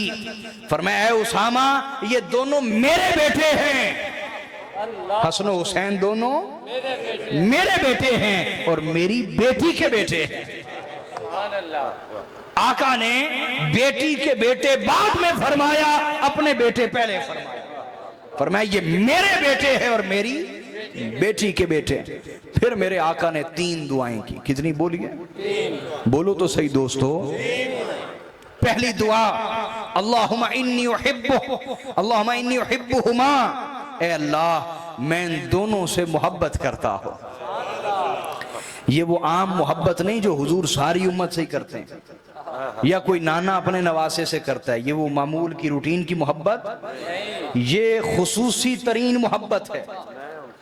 फरमाया ए अल्लाह मैं हसन हुसैन से मोहब्बत करता हूं। दूसरी, ए अल्लाह मैं हसन हुसैन से मोहब्बत करता हूं, तू भी इन दोनों से मोहब्बत फरमा, तू भी इन दोनों से। और तीसरी दुआ में आप सब आ गए जसोवाल वालों। क्या दुआ है? जागो जागो भाई, जागो जागो। मेरे नबी की दुआ सुन लीजिए, ए अल्लाह मैं इन दोनों से मोहब्बत करता हूं, तू भी इन दोनों से मोहब्बत फरमा। वअहिब्ब मन युहिब्बुहुमा, और ए अल्लाह जो हसन हुसैन से मोहब्बत करे तू उससे भी मोहब्बत फरमा। लिहाजा दोस्तों, अगर अल्लाह के महबूब बंदे बनना है तो इस घर से मोहब्बत करो। ये कलमा पढ़ाने का एहसान न भूलो। नबी का कलमा पढ़ाने का एहसान ये दे रहे हो कि आज तक उनके दुश्मनों के बारे में नरम रवैया, उन्हीं की तारीफ है। सोशल मीडिया भरा हुआ है और माज़अल्लाह अहले बैत के मामले में हल्के अल्फाज, हल्के जुमले, बेअदबी वाले जुमले। क्या ये कलमा पढ़ाने का एहसान है? अल्लाह होश के नाखून लेने की तौफीक दे। तो अहले बैत का दूसरा हक, चूंकि टाइम काफ़ी हो गया मैं जल्दी से कवर करता हूँ। दूसरा हक अहले बैत का वो है हक के ताज़ीम। बोलिए हक के अदब और ताज़ीम का हक। बोलिए अदब और ये भी नबी के ख़ानदान के हर फर्द को हक मिलेगा, उसके ज़ाती अमल की वजह से नहीं, हुजूर की निस्बत की वजह से। आका की बोलिए कि उसकी ताज़ीम की जाएगी। क्या की जाएगी? अच्छा, ताज़ीम ऐसे नहीं कि सैयद के सामने हाथ भी चूम लेने हैं और जैसे ही वो महफिल से उठ के जाएगा तो फिर उसके खिलाफ भी बातें कर देंगे।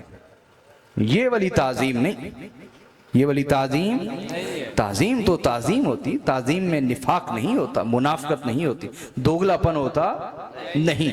तो हक के ताज़ीम, अहले बैत का दूसरा हक क्या? बोलिए ताज़ीम। बोलो तो सही। और इस हक के बारे में आका अलैहिस्सलाम ने क्या फरमाया? हदीस को रिवायत करते हैं मौला अली। कौन? बोलिए मौला अली अलैहिस्सलाम हदीस को रिवायत करें। मैं सारा आपको दरसे हदीस दे रहा हूँ, सारा दरसे हदीस। मौला अली हदीस को रिवायत करते हैं। आका अलैहिस्सलाम ने फरमाया अर्बअतुन अना लहुम शफीउन यौमुल क़ियामा। फरमाया 4 किस्म के लोग हैं जिनकी मैं क़यामत के दिन शफात करूंगा। कितने? बोलिए 4 किस्म के लोग। फरमाया 4 किस्म के लोग जिनकी मैं क़यामत वाले दिन शफात करूंगा। पहला फरमाया अल मुहिब्बु अल मुकरिमु लिज़ुर्रियती। फरमाया जो मेरी औलाद की तकरीम और ताज़ीम करेगा, जो मेरी औलाद की तकरीम और। आप समझ नहीं रहे नबी क्यों बार बार वसीयतें कर रहे हैं? यार मेरा दिल कहता है, मेरा दिल कहता है कि हुजूर ये वसीयतें ना भी करते तब भी कलमा पढ़ाने का जो एहसान है वो उम्मत को ये देना चाहिए था कि ये नबी के घर से वफा करते, हुजूर के घराने से वफा करते, उनसे प्यार करते, उनका अदब करते, उनकी खिदमत करते, उनके साथ खड़े होते। क्या ये कलमे का एहसान नहीं था और उसका तकाजा नहीं था? बोलिए। लेकिन मैं हैरान हूं कि हुजूर बार बार इनसे मोहब्बत, इनका अदब, इनकी खिदमत का दर्स दे रहे हैं और उम्मत आज तक टुकड़ों में बटी हुई है, इस घर के मुतल्लिक टुकड़ों में बटी हुई है। अल्लाह हिदायत दे। मैं इसलिए आपको बार बार कह रहा हूं, किसी मौलवी पीर के वफादार न बने, रसूलुल्लाह के वफादार बने।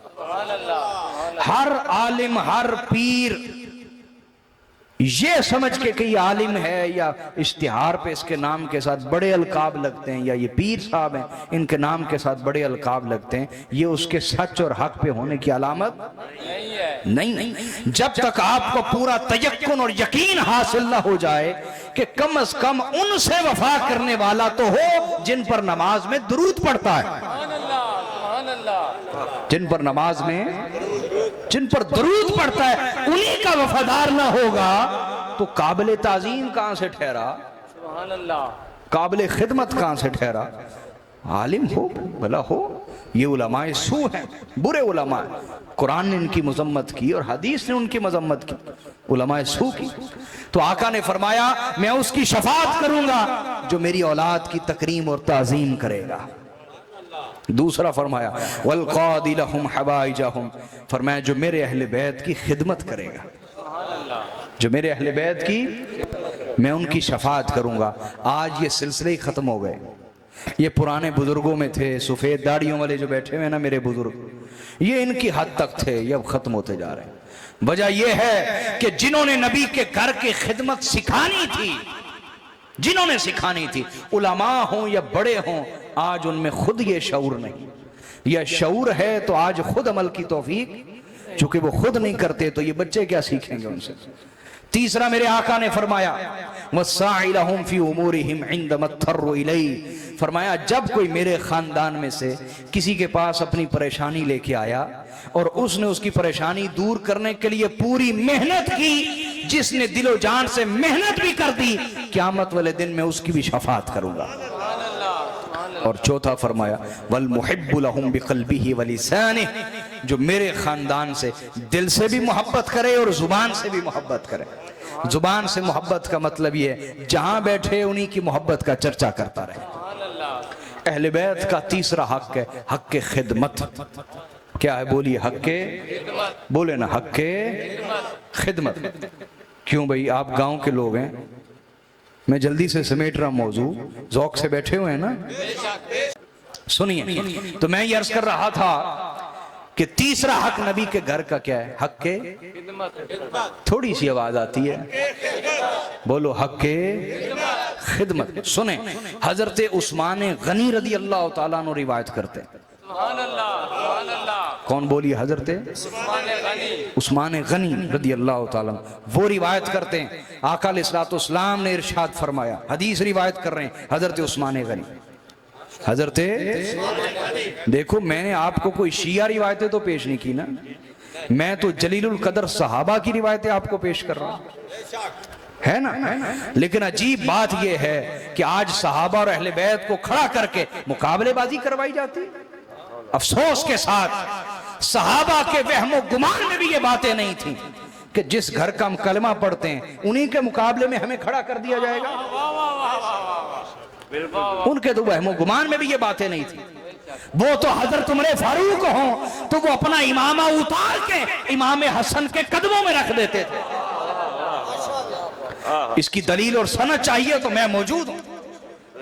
हजरत उमर फारूक रज़ी अल्लाह तआला अन्हु अपना इमाम उतार के इमाम हसन के कदमों में रखते और फिर अपने बाल मुबारक पकड़ के कहते हल अम्बत हाज़ा शारा बअदल्लाहि इल्ला व अंतुम या अहलल बैत। हजरत उमर रज़ी अल्लाह तआला अन्हु अपने इमामा शरीफ को उतार कर अपने बाल पकड़ के कहते कि इन बालों को किसने उगाया है, इन बालों को किसने उगाया है? या अल्लाह ने उगाया है या अहले बैत तुमने उगाया है।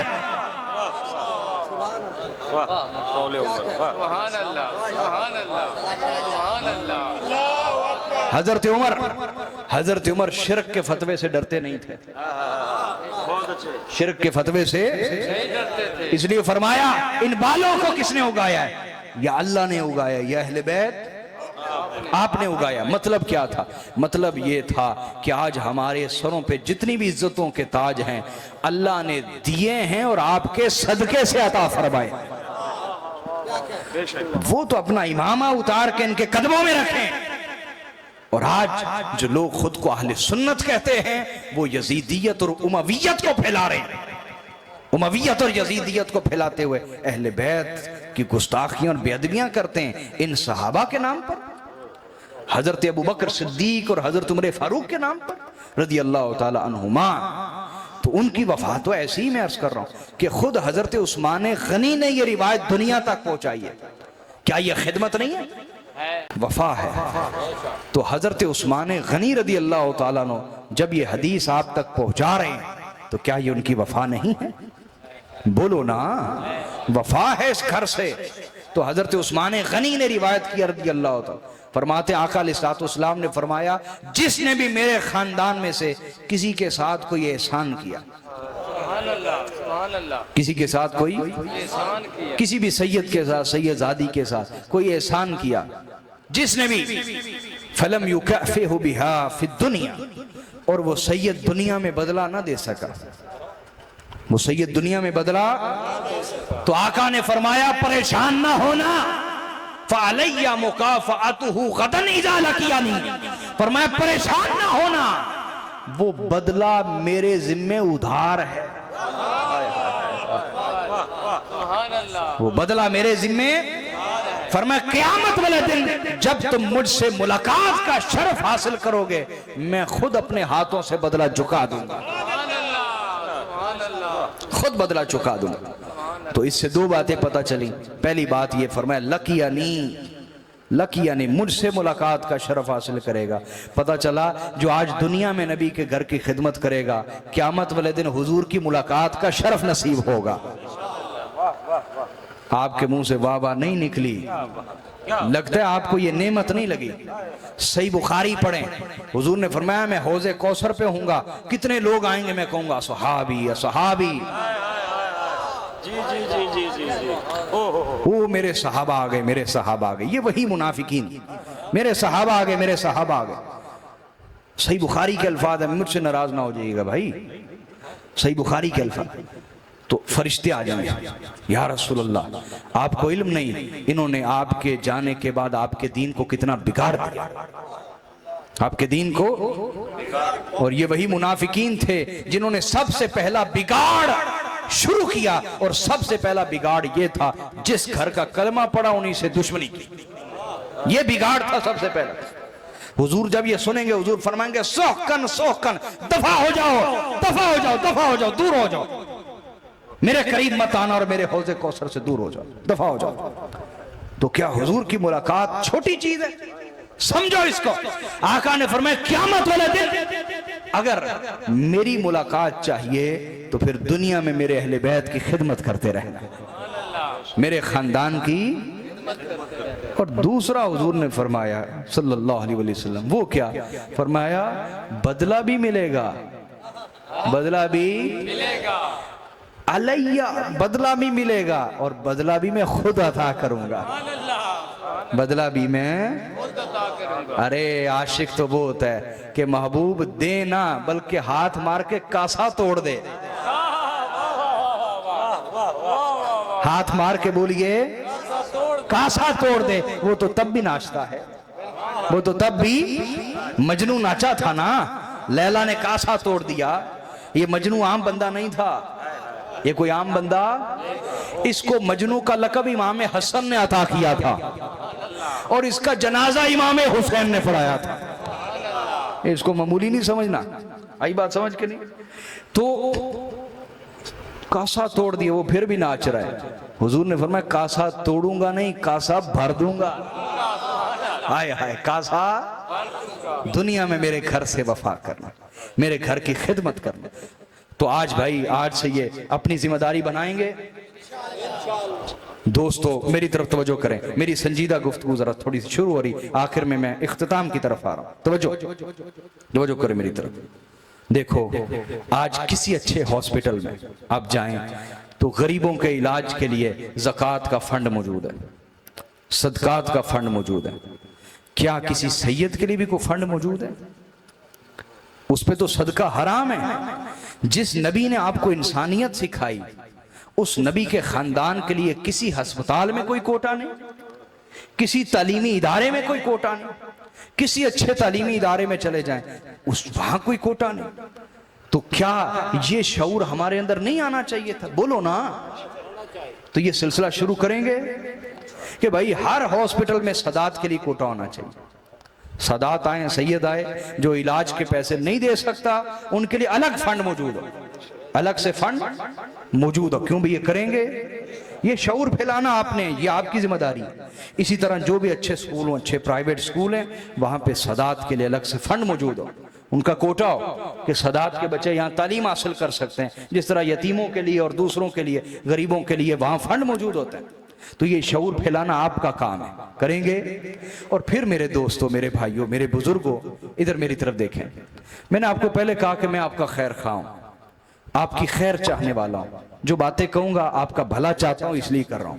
देखिए मेरी तरफ, हमारे पास रसूलुल्लाह के खानदान हैं ही कितने, सैयद घराने हैं ही कितने।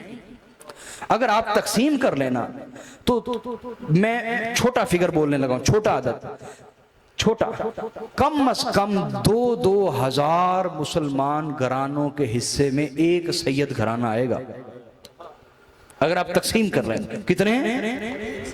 एक सैयद घराना कम से कम 2-2 हजार मुसलमान घरानों के हिस्से में आएगा। तो क्या 2-2 हजार मुसलमान घराने मिल के भी एक सैयद घराने की खिदमत नहीं कर सकते?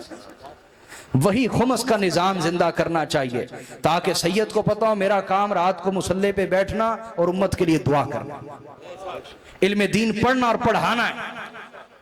मेरी परेशानी रोजी रोटी कमाना ना हो, रोजी रोटी कमाना ना। समझ आ रही है बात या नहीं आ रही?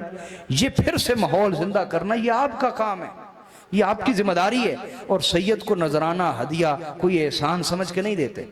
जैसे कई लोग तकरीर में देते हैं ना, तो मैं इसलिए उन्हें इनकार कर देता हूं, मना कर देता हूं कि मेरी तकरीर का कोई बदला कैसे दे सकता है। सुभान अल्लाह, सुभान अल्लाह, सुभान अल्लाह। भाई जो मुझे तकरीर में पैसे दे रहा है वो तकरीर के बदले में ही दे रहा है ना, वो तकरीर अल्फाज के बदले में ही दे रहा है ना। तो तकरीर का, मेरी तकरीर का बदला मुझे कोई कैसे दे सकता है? मैं तो तकरीर ही अल्लाह और उसके रसूल के लिए कर रहा हूं। तो मुझे 18 साल हो गए आज दर्स देते हुए, मैंने कभी अपनी तकरीर से 1 रुपया नहीं लिया। बाकी सदात की खिदमत, उलमा की खिदमत, ये आप पे फर्ज है। वो तकरीर के सिले में नहीं होनी चाहिए, तकरीर के सिले में नहीं होनी चाहिए। वो खिदमत का रिश्ता अलग से होना चाहिए, तकरीर का कोई बदला कैसे दे सकता? तो हाजरीन, ये खिदमत के रिश्ते जोड़ेंगे इंशाअल्लाह। क़यामत वाले दिन हुजूर की मुलाकात भी नसीब होगी, हुजूर के हाथ से हौज़े कौसर का जाम भी नसीब होगा। ये तीसरा हक। अब चौथा, मैं अब रिवायतें उधार कर रहा हूँ, इंशाअल्लाह आपको सुनाऊंगा। मैं एक हदीस बस सुनानी है आपको एंड पे जाकर। चौथा हक क्या है कि जब भी हुजूर पे दुरूद भेजें, हुजूर की सारी आल औलाद पे भी भेजें। ये हक भी हुजूर के घराने के हर फर्द को मिलेगा, उसके अमल की वजह से नहीं, हुजूर की निस्बत की वजह से। बोलिए सरकार की समझ शीफ में बात आई है कि नहीं आई? अगला हक क्या है? अगला हक ये है कि जो सदात हैं, रसूलुल्लाह का खानदान है, उनके बुग़्ज़ से बचा जाए, उनकी नफरत से बचा जाए, क्योंकि उनका बुग़्ज़ बराह रास्त रसूलुल्लाह का बुग़्ज़ है। भाई आप जब किसी की खैर चाहते हैं ना, तो स्टेजों पे उसके खिलाफ तकरीर नहीं करते। मिसाल दे रहा हूं, चलो फर्ज कर लिया किसी सदात का, किसी सैयद का कोई अमल आपके नजदीक गलत भी है, तो क्या कितने ही गलत काम आपके अपने अंदर नहीं है? बताइए ना, कितने सारे गलत काम आपके अंदर नहीं है? तो क्या आप ये पसंद करते हैं कोई मिंबर पे आपके खिलाफ तकरीर करे, कोई वीडियो बना के आपके खिलाफ ऐसा काम करे? क्या आप पसंद करते हैं? तो आप जितनी अपने आप से मोहब्बत करते हैं, नबी के घर से कम से कम उतनी मोहब्बत ही कर लें, उतनी भी करने को तैयार नहीं, उतनी भी हम करने को तैयार नहीं। तो ये हुजूर के खानदान का हक है, उनके बुग़्ज़ से बचा जाए, उनकी नफरत से बचा जाए। समझ में आई ये बात कि नहीं आई? चाहे कितना भी इख्तिलाफ क्यों ना हो जाए, उनके बुग़्ज़ को दिल में ना आने दिया जाए। सदात का जो अगला हक है, ये अब तक के जितने हक मैंने बयान किए हैं, ये हर सैयद को मिलेंगे, उसके अमल की वजह से नहीं बल्कि हुजूर की निस्बत। हाँ, एक हक ऐसा है उसमें जाती अमल भी दरकार है। जाती अमल भी, वो क्या है? वो है किसी की पैरवी करना।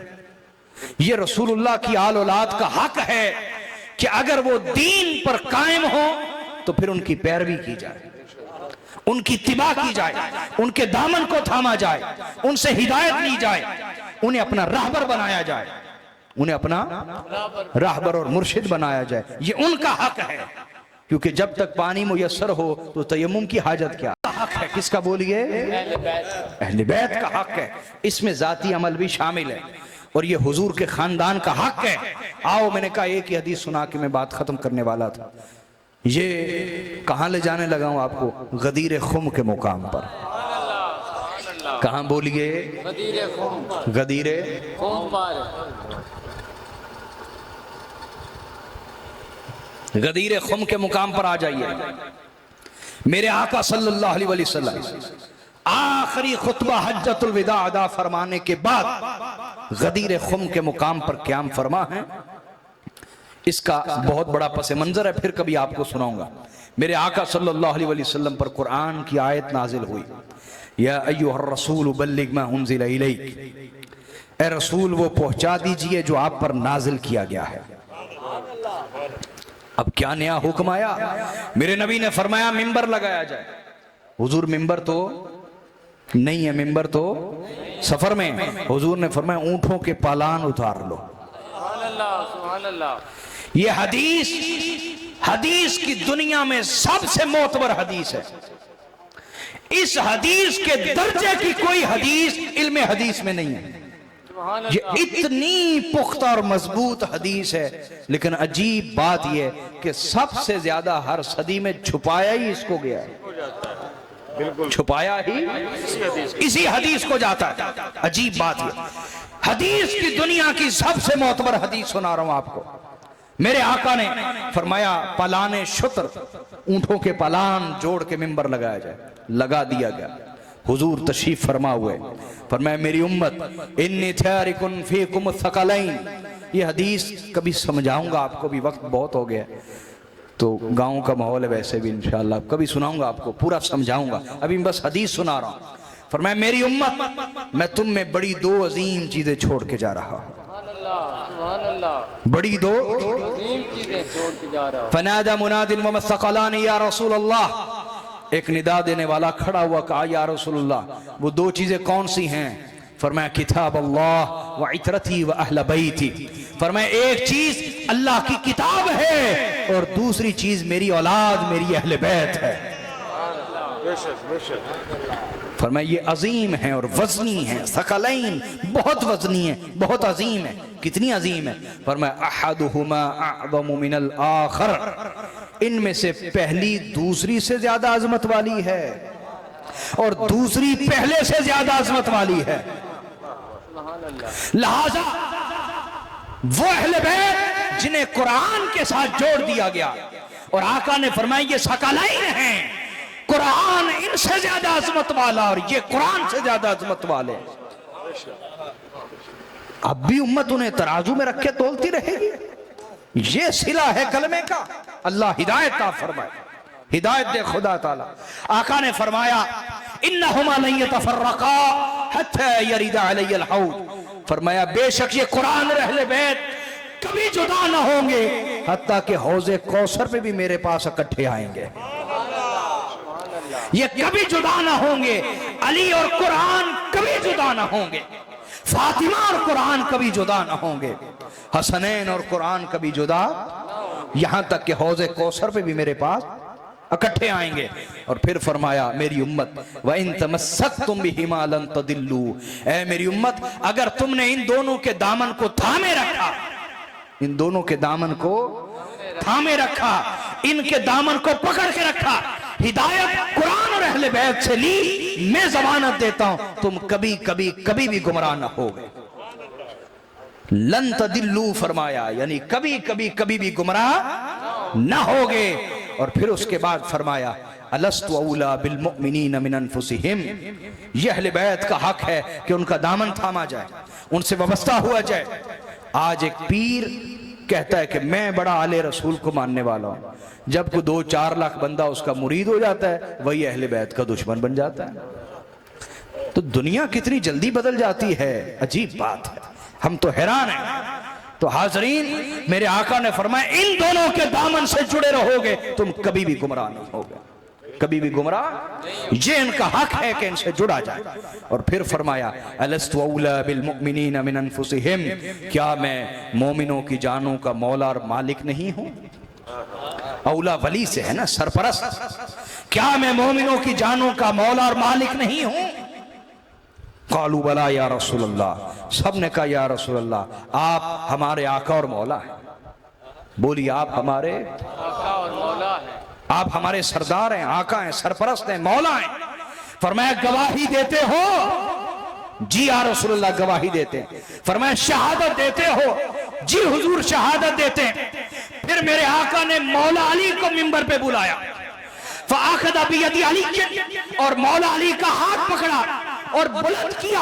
फरमाया फिर सुन लो, मन कुन्तु मौलाहु फ़हाज़ा अली मौला, जिसका मैं मौला हूं उसका ये अली मौला है। अली मौला, अली मौला, अली मौला, जिसका मैं मौला हूं उसका ये। और फिर मेरे आका ने हाथ उठा दिए, अल्लाहुम्मा वली मन वाला व आदि मन आदा, ए अल्लाह जिसके सीने में अली की विलायत हो, उसकी मवद्दत हो, तू भी उसको अपना वली बना के रखना। जिसके सीने में अली की विलायत हो तू भी उसे अपना वली बना लेना। वो आदि मन आदा, और जिसके सीने में अली की अदावत हो तू भी उसे अपना दुश्मन बना लेना। ये फरमान के बाद मौला अली जैसे मिंबर से उतर रहे थे, सबसे पहले हजरत उमर फारूक आगे बढ़े। ये मुसन्नफ इब्ने अबी शैबा की रिवायत है, ये बुखारी मुस्लिम के उस्ताद हैं और उनके सिवा सैकड़ों मुहद्दिसीन ने इसको बयान किया। मेरी किताब ये मौजूद है, इसके हवाला जात बुखारी मुस्लिम के उस्ताद दिख रहे हैं अल मुसन्नफ में, और रावी हजरत अबू हुरैरा कहते सबसे पहले हजरत उमर फारूक आगे बढ़े थे, मौला अली के हाथ पकड़ लिए और पकड़ के कहने लगे बख बख यब्न अबी तालिब अस्बहत व अमसैता मौलाया व मौला कुल्ली मुमिनिन व मुमिनतिन।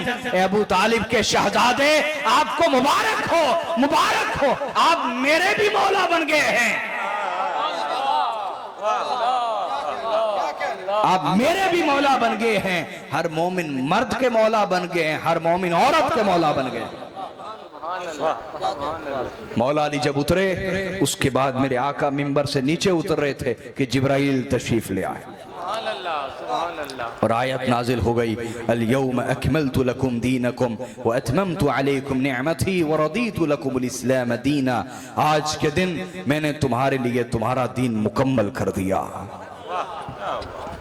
तो पता चला अल्लाह का दीन वो है जो अली की विलायत के साथ मुकम्मल होता है। जिस दिल में ये इश्क और मवद्दत नहीं वो खुदा का दीन नहीं है। खुदा का दीन बोलिए नहीं है। तो हाजरीन, अल्लाह ने कभी मौका दिया इंशाअल्लाह तो मैं मजीद इस पे गुफ्तगू करूंगा, कलाम करूंगा। आज मेरी सारी गुफ्तगू आपको समझ आई है। मैंने अहले बैत के हकूक आपको समझाए हैं, इनको याद रखेंगे।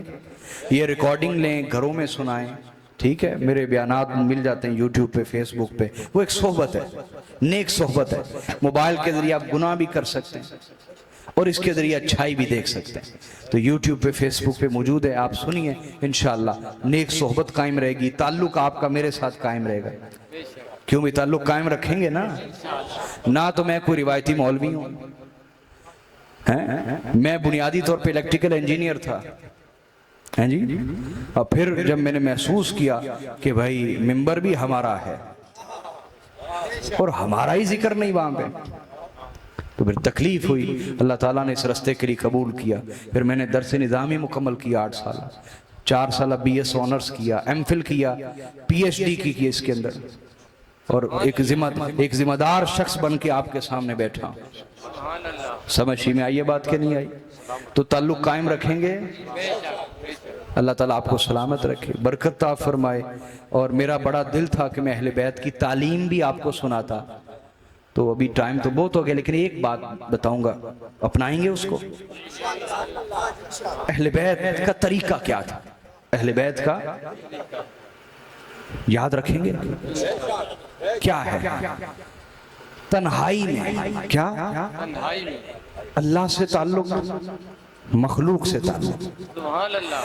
तन्हाई में अल्लाह से ताल्लुक इबादत का, अल्लाह से ताल्लुक। इबादत तन्हाई में इबादत शुरू करें, जिंदगी का हिस्सा बनाएं। चाहे 10 मिनट बैठें तन्हाई में अपने रब के हुजूर, 2 नफल पढ़ें, लेकिन पढ़ें ऐसे कि मुसल्ला भीग जाए। अपने गुनाहों पे रोएं, ऐसा सजदा करें। जब आप सजदे में रोएंगे ना तन्हाई में, आपको हुसैन के सजदे की खुशबू आना शुरू हो जाएगी। तन्हाई की इबादत, ये अल्लाह से रिश्ता, अल्लाह से, मखलूक से तन्हाई में क्या रिश्ता रखना है? तन्हाई की इबादत और तन्हाई की सखावत, तन्हाई की और तन्हाई की सखावत। आज हम उजड़े पड़े हैं, या तो नेकी नहीं करते, या कभी कर बैठे तो ताना मार के, दिखलावा करके, रियाकारी करके उजाड़ देते नेकी को। अपनी बहन की भी मदद करें, कभी ताना मार देते हैं, वो नेकी उजड़ गई, वो बर्बाद हो गई। तुमने किसके पैसों से मदद की थी? वो खुदा का पैसा था। तू क्या चीज है? तेरा माल क्या चीज है? वो जो था खुदा का था। तू कौन होता है बहन को ताना मारने वाला, भाई को ताना मारने वाला? तूने क्या दिया किसी को? तू है क्या चीज? खुदा का था, खुदा ने मदद की, खुदा का एहसान था, तेरा क्या एहसान था? तो आज बंदा ताना मारता है भाइयों को। मैंने देखा माँ बाप को ताना मारते हैं, मैं अब्बे दे बड़ी खिदमत की थी। अल्लाह से डरो, अल्लाह से डरो। और ना ही औलाद को ताना मारना चाहिए। मैंने अपनी औलाद के लिए बहुत कुछ किया, औलाद के लिए किया है तो फिर शर्मिंदगी है। और अगर अल्लाह के लिए किया है, अल्लाह किसी का अजर जाया नहीं करता। बीवी बच्चों के भी हकूक पूरे करें तो अल्लाह की खातिर। किसकी खातिर बोलिए? उलमा की भी खिदमत करनी है। तो ऐसी मेरे आका सल्लल्लाहु अलैहि वसल्लम ने फरमाया, जिसने किसी की खिदमत यूं की कि दाएं हाथ से दिया, क्या तो बाएं हाथ को खबर ना हुई, मैं जमानत देता हूं क़यामत वाले दिन अल्लाह अपने अर्श का साया उसे अता फरमाएगा। ये चीज ही हमारे अंदर से निकल गई। तन्हाई में सखावत क्या करेंगे जी? तन्हाई की इबादत और तन्हाई की ये शुरू करें, आपकी जिंदगी बदल जाएगी। अजीब खुदा से इश्क हो जाएगा आपको, अजीब अजीब खुदा से इश्क हो जाएगा। अल्लाह आपको सलामत रखे, आबाद रखे। और मेरी कोई बात सख्त लगी हो तो मुझे माफ कीजिएगा। अल्लाह आपसे राजी हो। वस्सलामु अलैकुम व रहमतुल्लाहि व बरकातहू।